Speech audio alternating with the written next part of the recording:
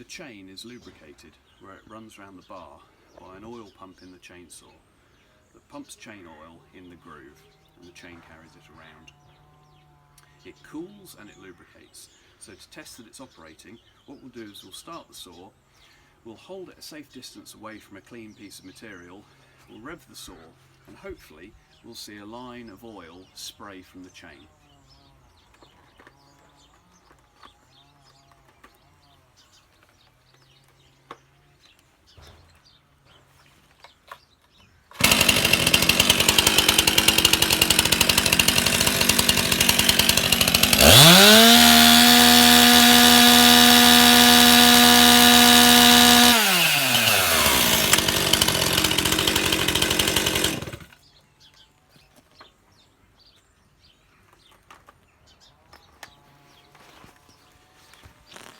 Here you can see a line of oil on that slate, so the chain is oiling correctly.